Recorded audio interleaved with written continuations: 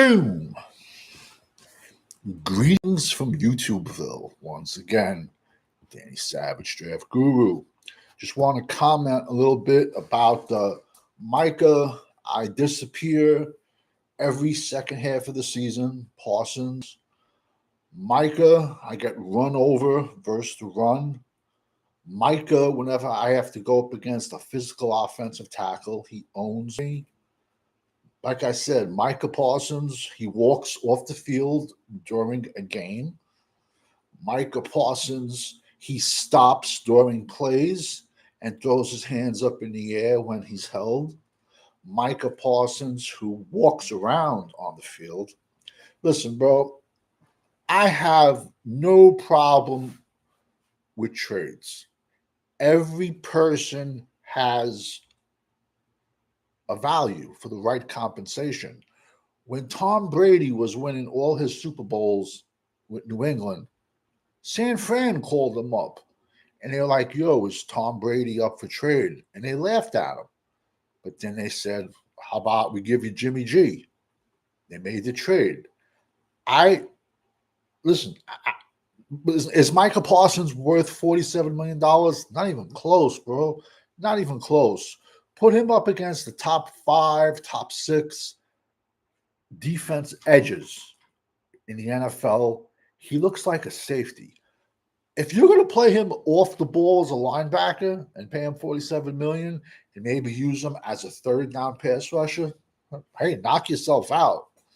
But Green Bay Packers, man, if you think Micah Parsons is a 3-down edge in the NFL, Penei Sewell is licking his chops right now. Penei Sewell is definitely licking his chops. Micah Parsons, the Green Bay Packers are gonna realize that Micah Parsons is just a product of the Dallas Cowboy hype machine. And I've been calling him the Dak of the defense. Bro, the guy disappeared. Don't take my word for it. Look at his stats. He disappears second half of the season. I believe 6 playoff games, 1 sack. Where is he? When you guys kicked Cowboys' ass the last time, the next day he said, "Oh, I played really good." Product of the hype machine, plain and simple. Now, for Dallas side, Jerry Jones, can you just die already? Seriously, I just want you to die at this point because I'm perfectly fine with the trade. I have a problem with the compensation because Green Bay is a young team. They're going to be picking in the late 20s for the next 2 years. So basically, you traded Michael Parsons for 2 twos and a fat 1 tech. So basically, and I'm a draft guy, 0 tech, 1 tech is the easiest position to find. At least for me, it is. I guess Dallas ain't. And for the Dallas fans that are out there, let's be honest. The Dallas Cowboys have not won a trade since 1991. And that's when we traded for Charles Haley, I believe, for a 2 and a 5. And the reason it's the 91 season is because the Super Bowl was actually played in the 92 calendar year. So that was the last time the Dallas Cowboys won a trade. And ironically, Jimmy Johnson was there.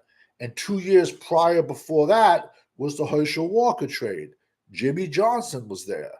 So Jerry Jones, he's this great businessman, but I just don't understand how he gets fleeced out of every single trade since 1991. Legit. We got schooled. We gave up 2 1s for Joey Galloway. He offered 2 1s to Arizona for Andre Wadsworth. Thank God Arizona said no. He had bad knees. We got rickrolled for Roy Williams. I think, overpaid for Amari Cooper for the fact that what? He was a Cowboy 2 3 years? 3 years? I mean, we get rickrolled on every single trade. So I'm going to make this short, sweet, and like I said, man, Jerry Jones cannot die fast enough just because I honestly think I got no problem getting rid of Micah. I don't. I've critiqued him since he came into the league, bro. Or product of the Dallas hype machine. NFC North has some big physical right tackles. Watch his ass get run over. He can't play the run. He can't play the run, Michael Parsons. He's not smart enough to play linebacker. Isn't it ironic he's been in Dallas, what, 4 years, three different defensive coordinators, and he's never worn the green dot, red dot? He's never been a captain, never called the plays. Why? Because he's not stupid enough. He's stupid. He can't play middle linebacker. Mr. You put him in middle linebacker, he's going to get misdirected to death, and it's on tape, people. You know, and he had issues at Penn State that got swept under the rug. You know, he likes grabbing things in the shower, hazing people, but that got swept on. It's amazing when you can sack the quarterback what gets swept under the rug. But with the problems they had there with Sandusky, and he's grabbing on other players' things in the locker room, allegedly. Hey, Green Bay, he's your problem now. Listen, if you're going to use him correctly, Green Bay, just use him as a rover. Maybe you will use him correctly. Move him around on every single play and just have him attack forward. But if you just leave him on an edge and let an offensive tackle tee off on him and a tight end, no bueno, bro. He's the size of a safety, bro. The kid is 6'2", 240. He's not an edge. That's my part. Like I said, my only problem is 2 number ones and a 1 tech.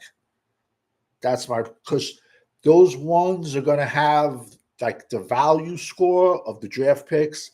They're going to be like basically 2 twos.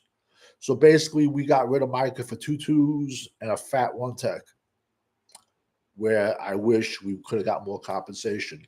But Jerry Jones, you cannot die fast enough for me. Over and out, Green Bay. Good luck. He's a quitter.